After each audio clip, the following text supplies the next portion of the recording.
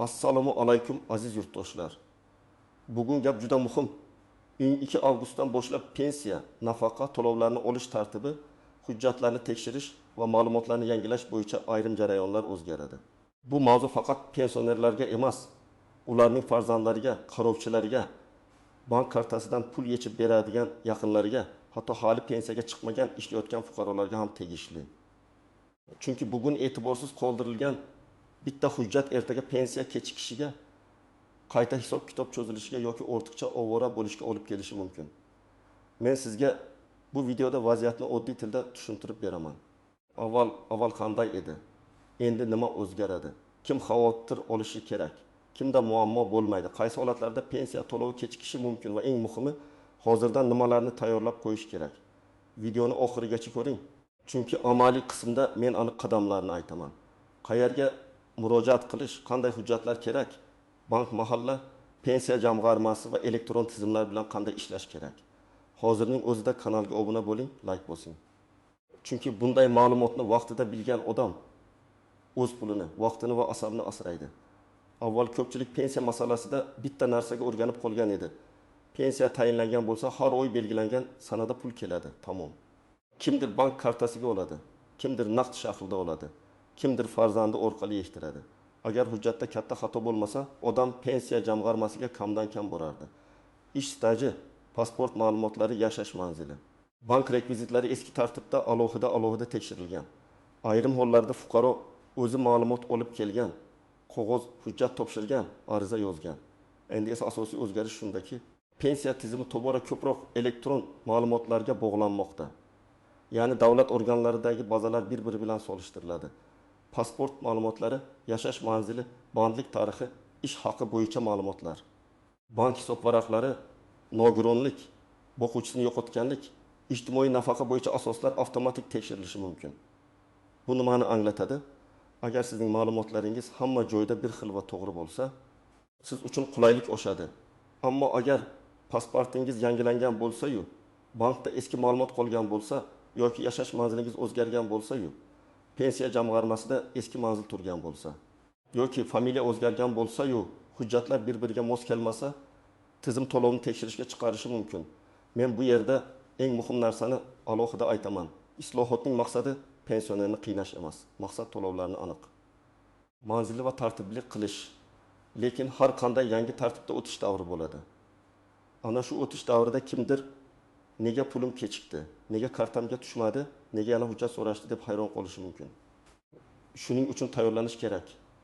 Birinchi navbatda oddiy yoshga doir pensiya olayotgan fuqarolarni olaylik. Masalan, antaksi yoshli otaxon har oy 20 million 2,5 ming so'm pensiya oladi. U pensiyani bank kartasi orqali oladi. Pasporti amal qiladi, yashash manzili o'zgarmagan, bank kartasi o'z nomida. Bunday odamda katta muammo bo'lish ehtimoli kam. Ammo baribir u bitta narsani tekshirish kerak. Kartaning muddati tugamaganmi? Bankdagi telefon raqami o'zining nomidami? SMS xabarnoma ishlayaptimi? Pasport ma'lumotlari yangilanganmi? Chunki pensiya tushmasligining sababi ba'zan pensiya jamg'armasi emas. Bank kartasining bloklangan yoki muddati tugagan bo'lishi ham mumkin. Ikkinchi holat, pensioner opayog'inda pasportni ID kartaga almashtirdi. Lekin bankka borib ma'lumotlarni yangilamadi. Pensiya jamg'armasida ham eski pasport seriya raqami turgan bo'lishi mumkin. 12 avgustdan keyingi tekshiruvlarda tizim fuqaroni identifikatsiya qilish kerak degan holat chiqarishi mumkin. Natijada to'lov to'xtab qolmaydi deb umid qilamiz, lekin kechikish xavfi paydo bo'ladi. Shuning uchun bunday odam eng avval bankka borib shaxsini tasdiqlovchi hujjatni yangilashi. Keyin pensiya jamg'armasi bo'limiga yoki yagona interaktiv davlat xizmatlari orqali ma'lumotlar to'g'riligini tekshirtirish kerak. Uchinchi holat, pensiyani farzandi yechib beradi. Bu juda ko'p uchraydi. Onaxon yura olmaydi. Kartasi o'g'lining qo'lida. O'g'li har oy bankomatdan pul olib keladi. Bu yerda ehtiyot bo'lish kerak. Bank kartasi shaxsiy moliyaviy vosita hisoblanadi. Agar karta boshqa odam qo'lida bo'lsa, PIN kod berilgan bo'lsa, kelajakda pul yechib olinib, nizo chiqsa isbotlash qiyin bo'ladi. Eng to'g'ri yo'l, agar pensioner o'zi bora olmasa, ishonchnoma rasmiylashtirish. Notarial ishonchnoma yoki qonunda ruxsat etilgan boshqa tartiblar orqali farzand pensiya masalasida vakil bo'lishi mumkin. Bu nafaqat xavfsizlik, balki kelajakdagi tekshiruvlar uchun ham to'g'ri yo'l. 4-holat. nogironlik pensiyasi yoki nafaqasi olayotganlar. Bu toifadagi fuqarolar uchun tibbiy ijtimoiy ekspertiza ma'lumotlari juda muhim. Agar nogironlik muddati belgilangan bo'lsa, uning amal qilish sanasi tugab qolmaganini tekshirish kerak.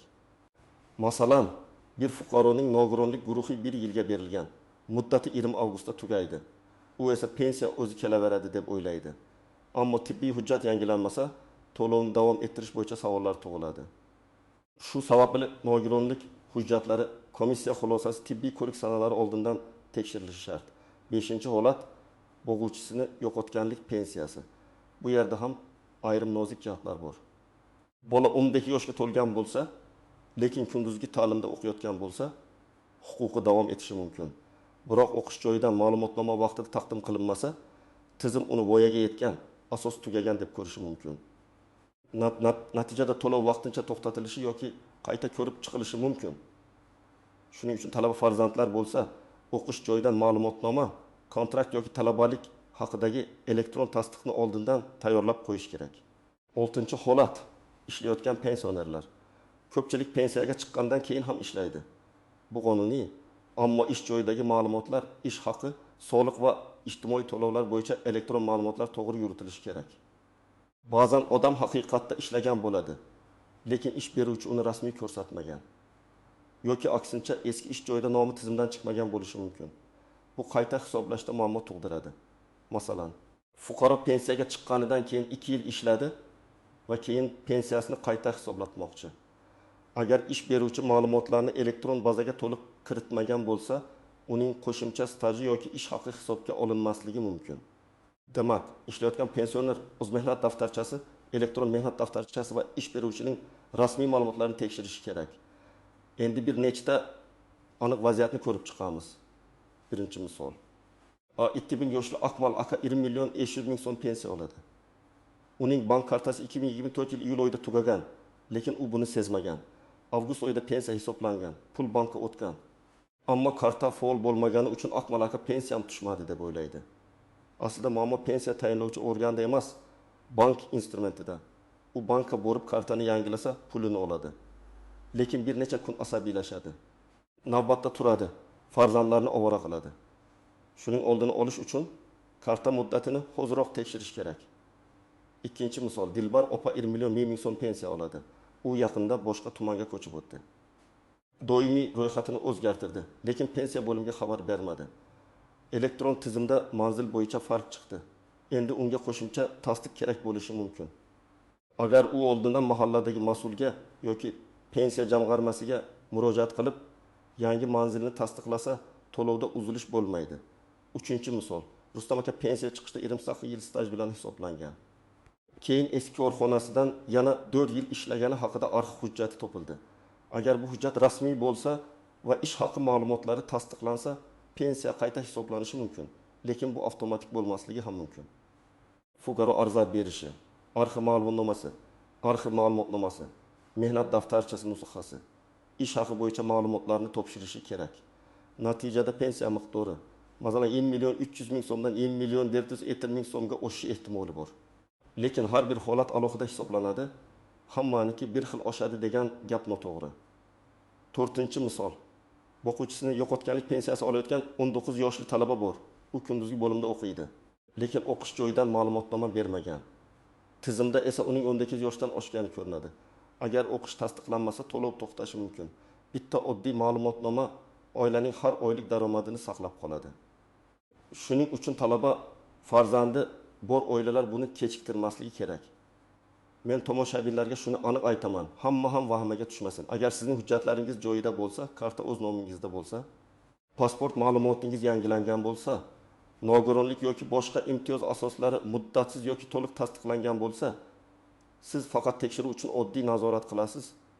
Bunda katta xavotirga sabab yo'q. Lekin quyidagi toifadagilar albatta e'tiborli bo'lishi kerak. Pasport yoki ID kartasini yaqinda almashtirganlar, yashash manzilini o'zgartirganlar, bank kartasi muddati tugayotganlar, pensiyani boshqa odam orqali olayotganlar, nogironlik hujjati muddati tugash arafasida bo'lganlar, bo'g'uvchisini yo'qotganlik pensiyasida bo'yindagi yoshdan oshgan talaba farzandi borlar, eski stajni qo'shtirishni xohlayotganlar, arxiv hujjatlari topilganlar, ishlab yurgan pensionerlar, chet elga uzoq muddatga ketgan pensionerlar ham alohida e'tiborli bo'lishi kerak. Chunki yashash. Bank operatsiyalari va shaxsni tasdiqlash masalalari ayrim hollarda qo'shimcha tekshiruv talab qilishi mumkin. Eng ko'p uchraydigan xatolardan biri shuki, odam mening pensiyam tayinlangan, endi hech kim tegmaydi deb o'ylaydi. Aslida pensiya tayinlangani to'lov huquqi doimiy nazorat qilinmaydi degani emas. Agar asos o'zgarsa, ma'lumot noto'g'ri bo'lsa, ortiqcha to'lov aniqlansa, qayta hisob-kitob bo'lishi mumkin. Masalan, biror nafaqa noto'g'ri hujjat asosida olingani aniqlansa, ortiqcha to'langan summani qaytarish masalasi chiqishi ehtimoli bor.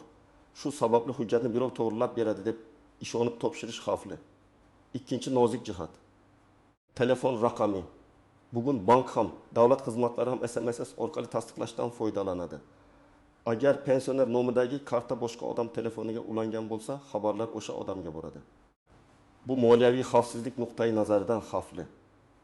Men tavsiya qilaman, pensionerning o'z telefon raqami bo'lsin yoki ishonchli farzand yordam bersin, lekin hamma narsa ochiq va qonuniy bo'lsin.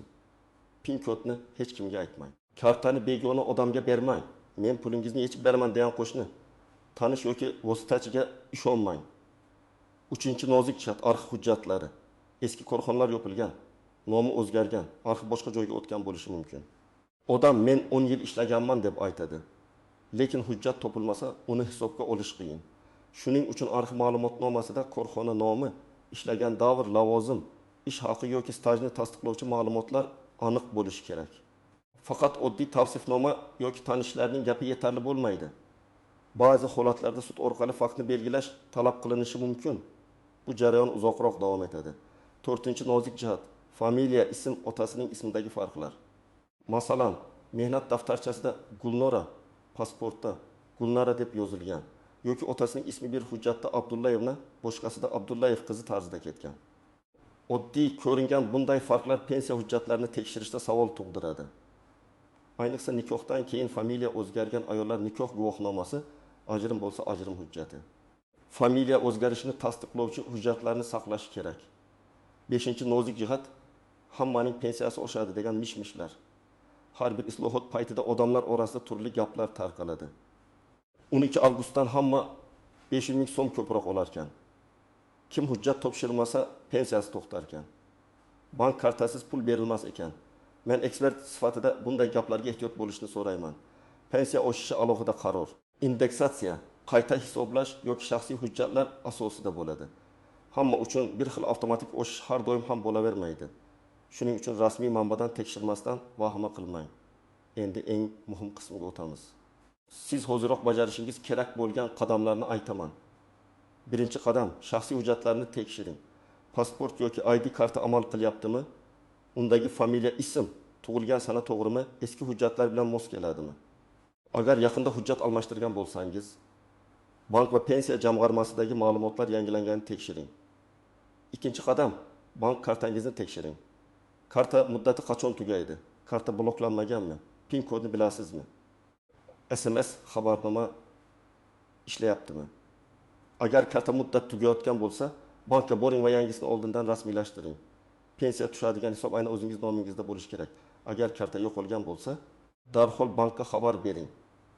Uchinchi qadam, pensiya jamg'armasi bo'limiga yoki davlat xizmatlari markaziga murojaat qilib, ma'lumotlaringizni tekshirtiring. Mening pensiya ishimdagi shaxsiy ma'lumotlarim to'g'rimi? Bank rekvizitlarim to'g'rimi? Manzilim to'g'rimi deb so'rang. Agar ariza yozish kerak bo'lsa, arizada aniq yozing. Pensiya to'lovlarim bo'yicha shaxsiy ma'lumotlarimni yangilashni va bank rekvizitlarini tekshirishni so'rayman. Arizani 2 nusxada tayyorlab, bittasiga qabul qilingan sana va raqamni oldirib qo'yish foydali. 4-qadam, staj va ish haqi hujjatlarini tartibga keltiring. Mehnat daftarchasi, elektron mehnat daftarchasi, arxiv ma'lumotnomasi. Ish haqi haqidagi ma'lumotlar, harbiy xizmat, dekret davri, ta'lim bilan bog'liq davrlar bo'yicha hujjatlarni bir papkaga yig'ing. Agar eski korxona yopilgan bo'lsa, tuman yoki viloyat arxiviga so'rov bering. So'rovda korxona nomi, ishlagan yillaringiz, lavozimingiz, tug'ilgan sanangiz va pasport ma'lumotlaringizni aniq yozing. 5-qadam, agar nogironlik pensiyasi yoki nafaqasi olayotgan bo'lsangiz, tibbiy hujjatlarni tekshiring. Nogironlik muddati tugash sanasini kalendarga yozib qo'ying. muddati tugashidan oldin oilaviy poliklinika yoki tegishli tibbiy muassasa orqali ko'rik jarayonini boshlang. Kech qolsangiz to'lovda tanaffus yuzaga kelishi mumkin. 6-qadam. O'quvchisini yo'qotganlik pensiyasi olayotgan oilalar talaba farzandlar bo'yicha hujjat tayyorlasin. Kunduzgi ta'limda o'qiyotgani haqida ma'lumotnoma oling. Agar elektron tasdiq bo'lsa, uni ham saqlang. O'qish shakli sirtqi bo'lsa, ayrim hollarda huquq boshqacha baholanadi. Shuning uchun aniq holatingizni pensiya jamg'armasidan so'rang. 7-qadam, ishonchnoma masalasini to'g'ri qiling.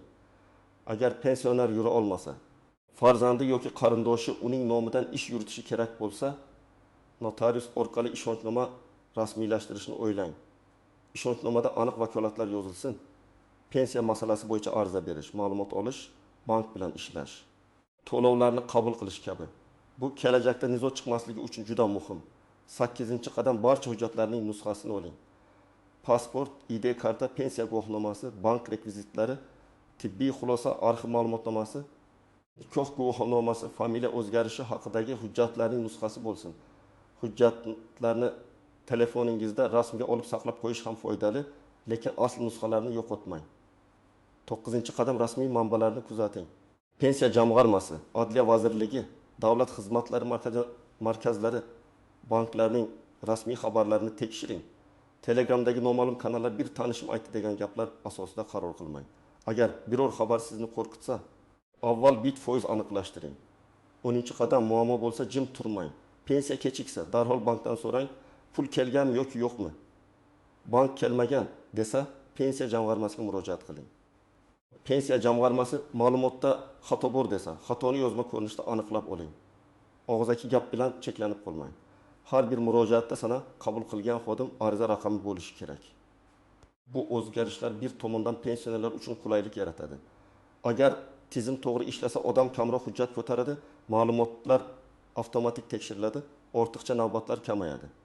Masalan, avvallari bir ma'lumotnoma uchun korxona, arxiv, mahalla, bank o'rtasida yurishga to'g'ri kelgan bo'lsa, elektron integratsiya buni yengillashtirishi mumkin. Lekin ikkinchi tomondan elektron tizim xatoni ham tez ko'radi. Oldin qog'ozdagi kichik farq yillar davomida sezilmagan bo'lishi mumkin edi. Endi esa bazalar solishtirilganda darhol ko'rinadi. Demak, eng yaxshi moya bu hujjatlarni tartibga keltirish. Men har doim aytaman, pensioner uchun eng muhim narsa faqat pensiya miqdori emas, pensiyaning barqaror va vaqtida kelishidir. Har oy dori-darmon, kommunal to'lov, oziq-ovqat, nabirlarga yordam, davolanish xarajatlari bor. Bir oy pensiya kechiksa ham oilaviy byudjetga ta'sir qiladi. Shuning uchun hozir bir kun vaqt ajratib hujjatlarni tekshirish keyingi oylar uchun katta xotirjamlik beradi. Demak, 12 avgustdan keyingi o'zgarishlarning eng asosiy mazmuni shuki, pensiya tizimida ma'lumotlar aniqroq tekshiriladi. Bank, shaxsiy hujjatlar, manzil, staj, nogironlik va boshqa asoslar bo'yicha tartib kuchayadi. Hujjatlari joyida bo'lgan odamlar vahima qilmasin, lekin hamma o'z ma'lumotini tekshirib qo'ysin. Ayniqsa pasport almashtirganlar, karta muddati tugayotganlar, manzil o'zgartirganlar, nogironlik muddati yaqinlashganlar, talaba farzandi bor oilalar va eski stajini qo'shtirmoqchi bo'lganlar e'tiborli bo'lishi shart. Men sizga eng muhim maslahatni yana bir bor aytaman. Kutib o'tirmang. Bank kartangizni tekshiring, hujjatlaringizni yig'ing, pensiya jamg'armasidagi ma'lumotlaringizni aniqlashtiring. Kerak bo'lsa ariza yozing. Har bir murojaatni yozma qiling va hujjat nusxalarini saqlang. Agar sizda pensiya kechikishi, qayta hisoblash, stajni qo'shish, nogironlik hujjati yoki bank kartasi bo'yicha savol bo'lsa, izohlarda yozib qoldiring. Qaysi hududdansiz va muammo nimada ekanini aniq yozsangiz, keyingi videolarda shu savollarga alohida javob beraman. Video foydali bo'lgan bo'lsa, albatta like bosing, yaqinlaringizga yuboring, kanalga obuna bo'ling. Chunki bunday ma'lumotni vaqtida bilish pensionerning eng katta himoyasidir.